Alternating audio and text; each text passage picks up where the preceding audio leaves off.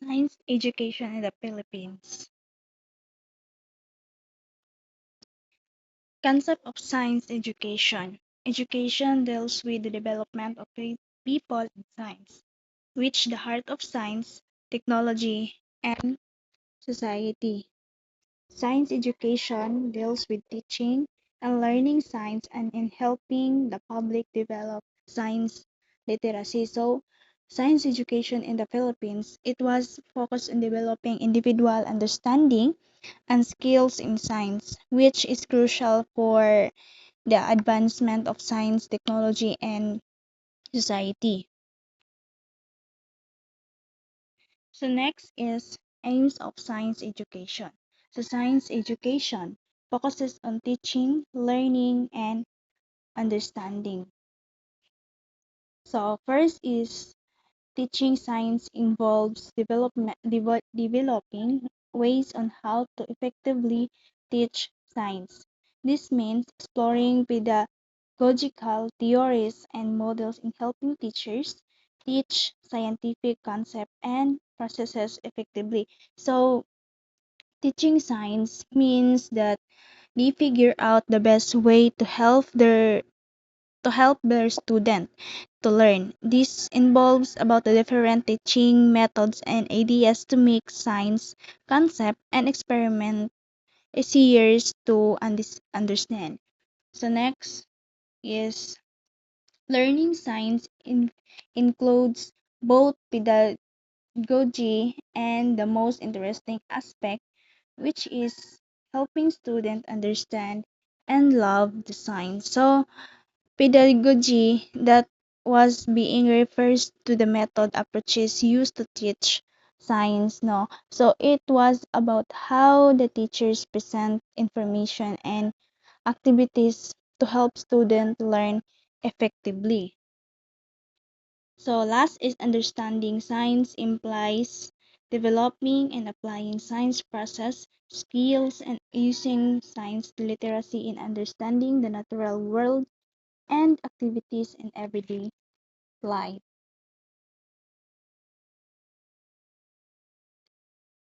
So science education in basic tertiary.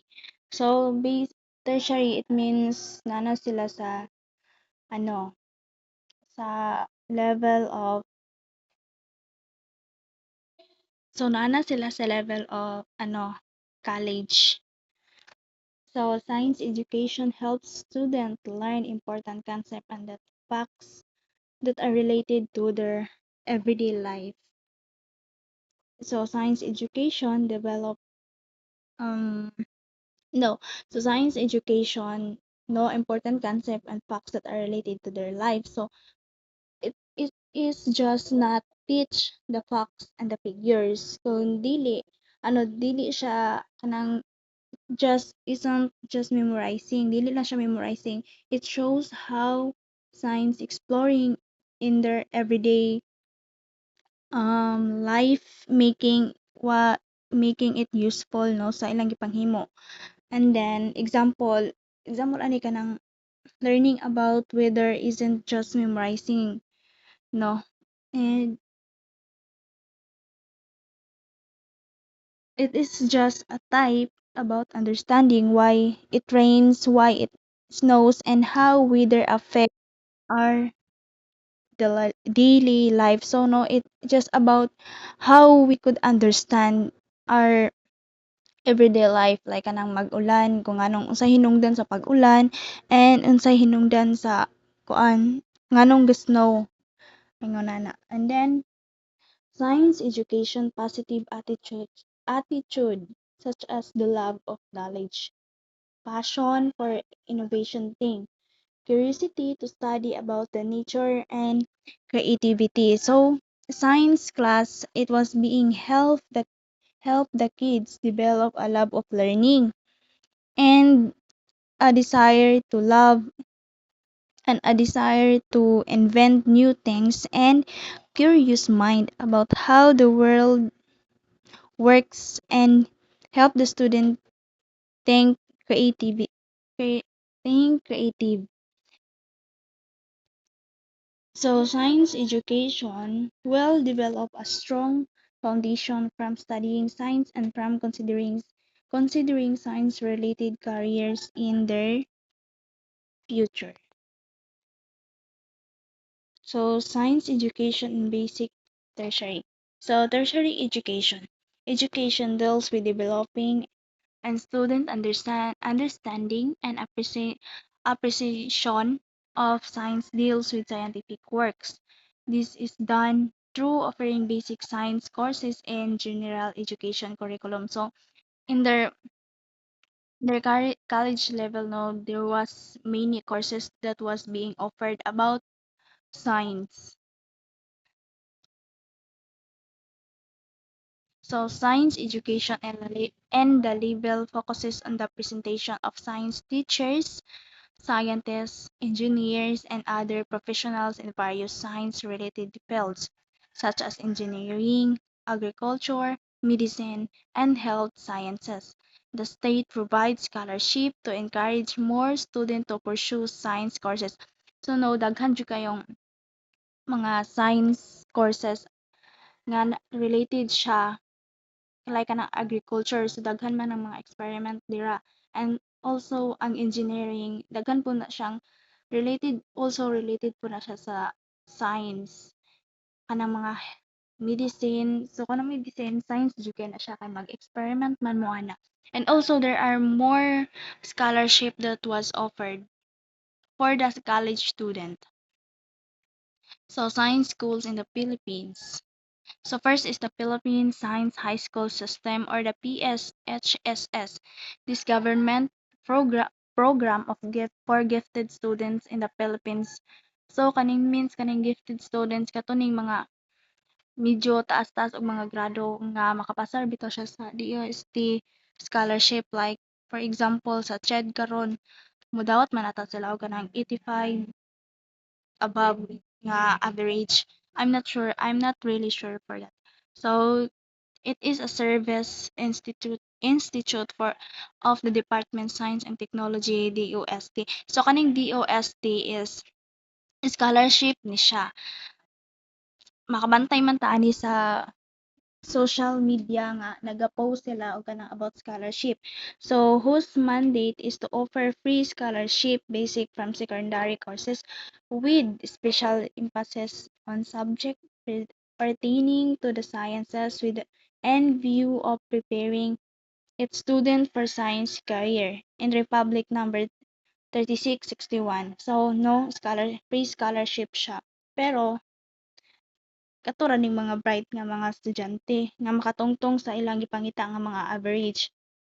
So the Philippine Science High School systems students have proven to be a person to be a beacon of excellence, of courage and hope for the country.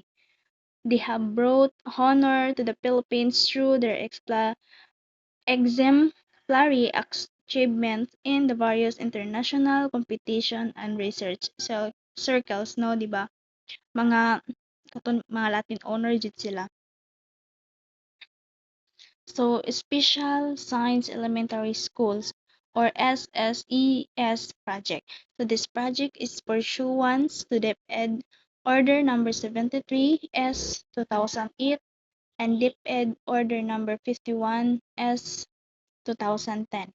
It started in June 2007 with 57 identified elementary schools that participated or were identified as the science elementary schools in the country. Until today, it grew more than 60 schools nationwide and now it's 6-year implementation. So now daghan jud kayo mga science schools. More than 57 jud sila.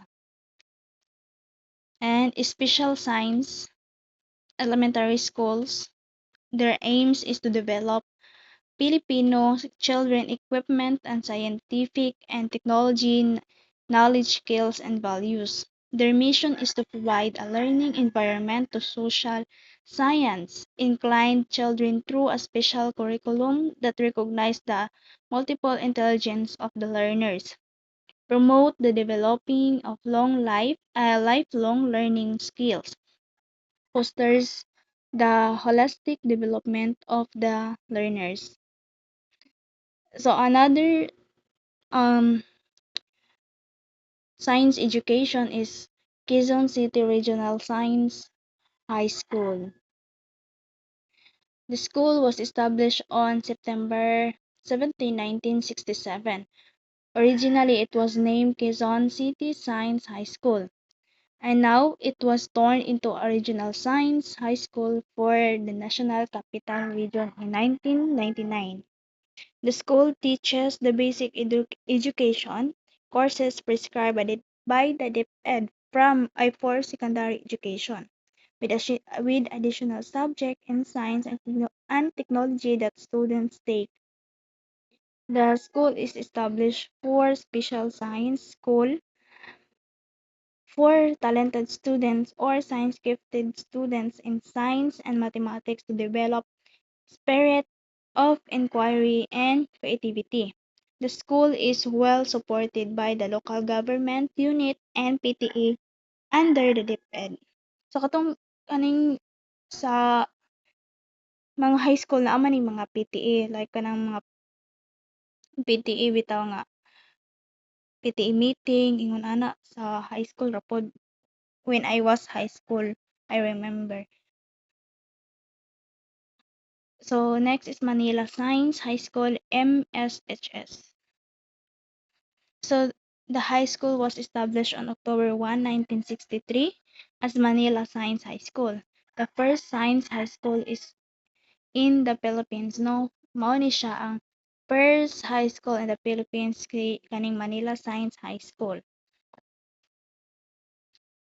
Manila Science High School aims to produce scientists with soul, producing outstanding alumni and for winning various national competitions.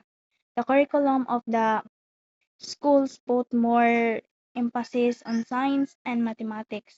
Humanities courses and other electives are included in their curriculum. They also encourage to participate in various extracurricular activities. Excuse me. The school administers an entrance exam, Manila Science High School Admission Test or MSAT. So naman po ta diri sa GH kay naman po kanang admission entrance exam mao po na gitawag nila og admission test man daw. So for the students who wants to enroll kato ning mga willing to enroll like sa GH naman sila admission test kanang entrance exam before sila makasulod. And then MSAT has five parts. So problem solving test and science. So the way ta mag take og mga exam na man daghan man jud kayo mga problem solving ana din aptitude test and aptitude test in science, then problem solving in mathematics, so daghan jud kayo. So like problem solving in mathematics ato ni mga mga basta mga given sentence siya din daghan po kayo katong mga like mga pattern and proficiency in English. Means proficiency in English kato ning mga nabitoy about knowledge ka ng mga English ka ng maayo ka sila mo sabot bitaw mga laglom na ka sila inistoryahan silang mga English which is nga kanang murag hasa na kayo sila sa pagsabot kay nabi ubang mga estudyante nga dili kayo naga gamit og English because and another is ang ilang English is kanang mabaw lang nga words dili bitaw nga laglom kayo nga nana. Next is Central Visayan Institute Foundation. It is the home and pioneer of prominent school-based innovation as a dynamic learning program.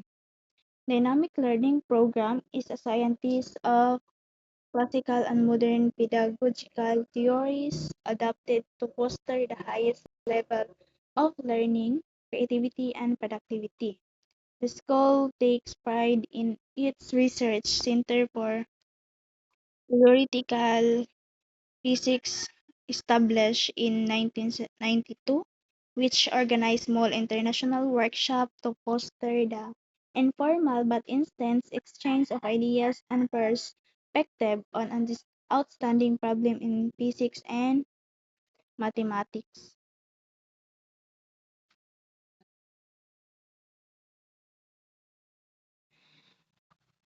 So the difference between those basic tertiary education, no, katong si Philippine Science High School, um it was the high school science, it is an national system top science high school, grade 7 to grade 12. It is in getting very hard, but they give scholarship. Graduate must go to college for science, mathematics, and engineering. So another is katong special science elementary schools. This elementary school grade 1 to grade 6 only siya. Wait, balik ta. So, si Special Science Elementary School finds and help kids who are good at science. They prepare students for science high school, no, gina-prepare nila. And si Quezon City Regional High School, a good science high school grade 7 to grade 12 in Quezon. It's competitive to get in but not hard. So si Quezon City dili kay siya ingon nga hard sa Philippine Science High School. So Manila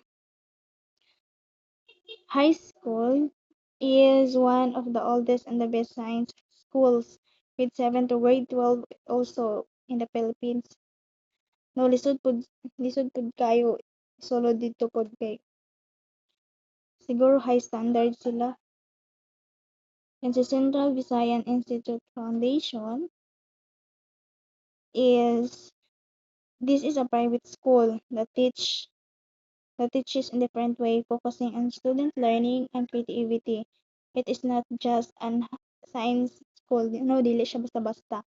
In short, katong mga basic tertiary education, katong kuan, Philippine Science High School, Special Science Elementary, and Manila Science High School, and others are those schools teach science and math, but there are different levels, have different ways of choosing students, and have different teaching styles.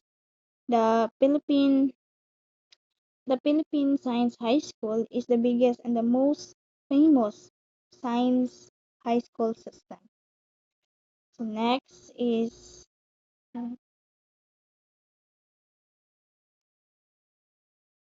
so the value of education is not the learning of many acts, but the learning of the mind to think by Albert Einstein. So, ingon si Albert Einstein, so iyang quote means that education isn't just about memorizing lots of facts.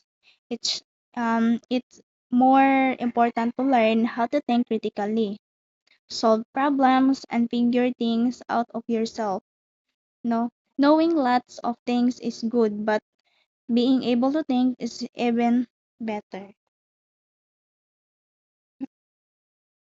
So, mao to science education of the Philippines. Thank you for listening.